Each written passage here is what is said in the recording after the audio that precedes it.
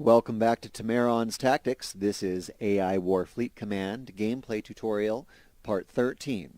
In this video, we're going to spend some of our resources. We're at a maximum metal right now, and we've got 200,000 energy, so we've really kind of stockpiled a lot of resources. We can't hold any more metal, so this 1,400 per second that we're gaining is just being lost. So we should build some things.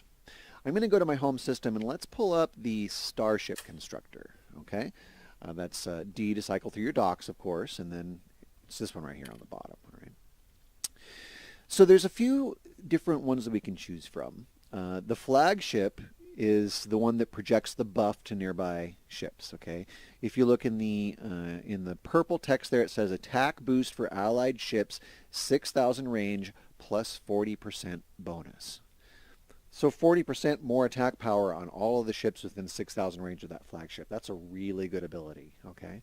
Let's go ahead and put repeat build, and I'm going to add the flagship to the queue, all right? Let's look at these other ones. These two require science to unlock, and we don't really need to do that, okay?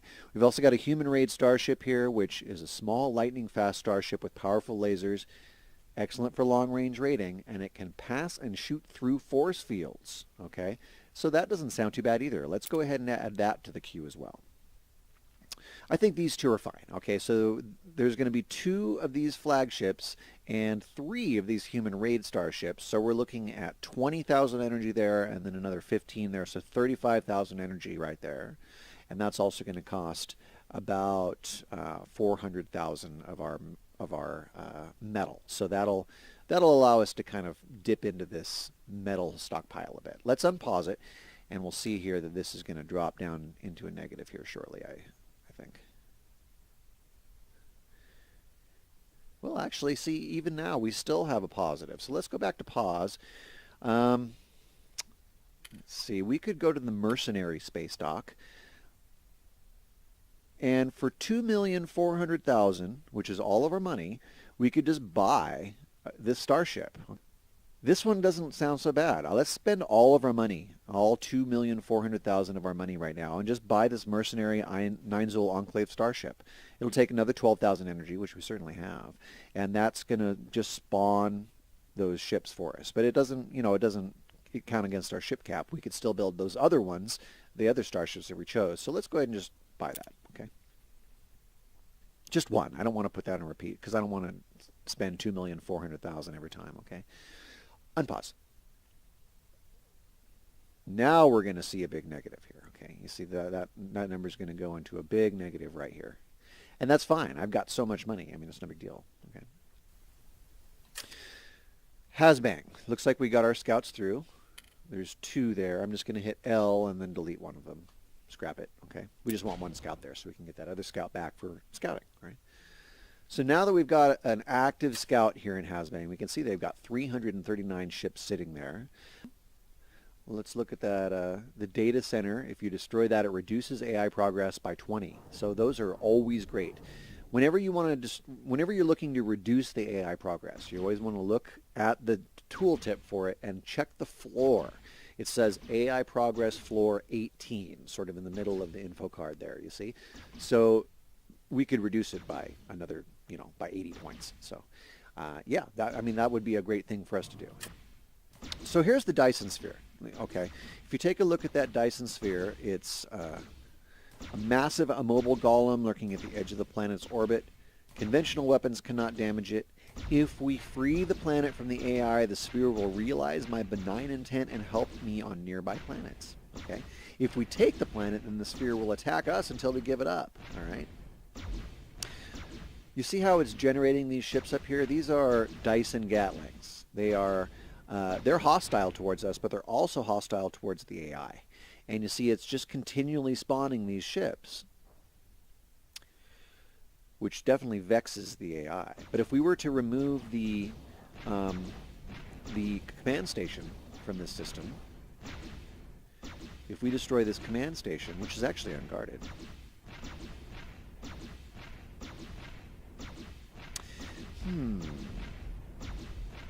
well, there's the murder gate. We could just hop through and destroy that command station and free that Dyson sphere, couldn't we? Let's do that. I'm going to grab all of my fleet.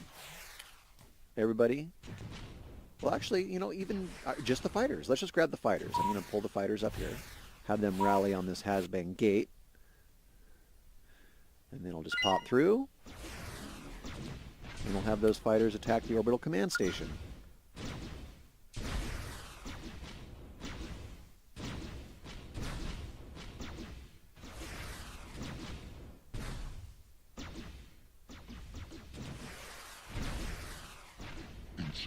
Simple.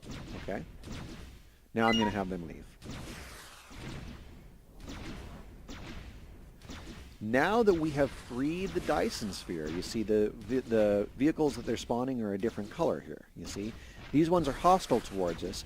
Now that we've freed it, everyone that they spawn will be friendly towards us and will actually help us on allied systems. They will send those ships to patrol our systems. Okay? These are free ships for us. So a free ship every 10 seconds, that's a pretty good deal. And as we can see, they're already sort of taking over the system. They've got a whole bunch of those ships in here, and the enemy only has 37. So that has-been is now going to be completely freed, and just lots of free ships. That's wonderful, right? And look at our metal. Now our metal is really low. You see, we've used a whole bunch of that metal. And that's exactly what we wanted to do. We can see we've got a whole bunch of ships here now. 2 starships, 2 flagships, and 3 raid starships. And we're still working on this. We still got another 45 seconds on this 9-Zol Enclave starship. Once we get this little mini fleet of starships all together, I'll have them join with our fleet, and then we'll have a really, really strong fleet. So, now we've got the Dyson spheres freed. We're going to get a bunch of free ships. We've completely captured Murdra, and it's all free of enemy ships. We've got the metal harvesters all built up in Murdra. Another thing that is here in Murdra is these asteroids, all right? Let's see, there's 5 Pisite, which are common. There are 8 Reptite, which are also common. And there's 2 Zampite, which are rare. Okay. Now what we can do if we want is we can hit build, B to build something. We're going to go to construction, and over here on the right is a Spire mining ship. We can have up to 20 of those. All right. Ship allows construction of mining enclosures on asteroids. Each tab in its build menu corresponds to a type of asteroid on which a specific mining enclosure can be built.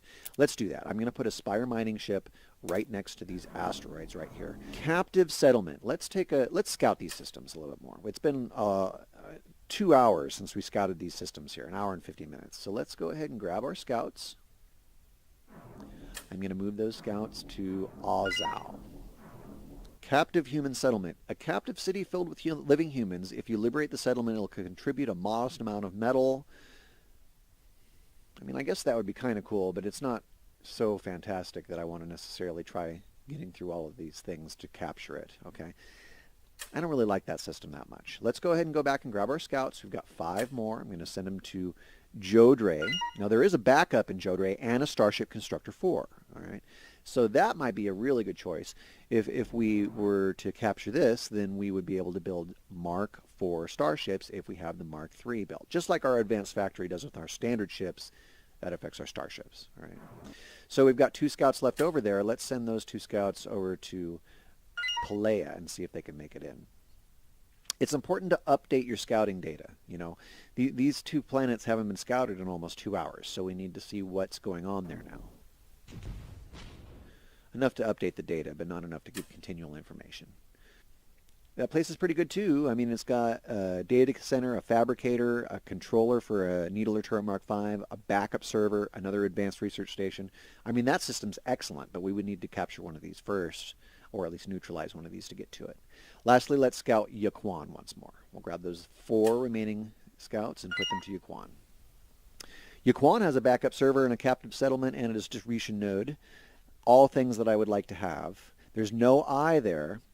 So why don't we hit up Yaquan next? That doesn't look so terrible. We'll hit priority 1 on that, and I'm going to remove the priority from has-been. I'm going to go ahead and hit the Alt 9 and put the red marker on has-been, because we don't want to go that way either. Okay, so now that we've released this Dyson sphere, our next objective is to go into this center area here at Yaquan. All right, that'll be for our next video. Again, you're watching Temeron's Tactics. My name is Temeron. please make sure to subscribe to my channel and stay tuned for the continuation of this gameplay tutorial series.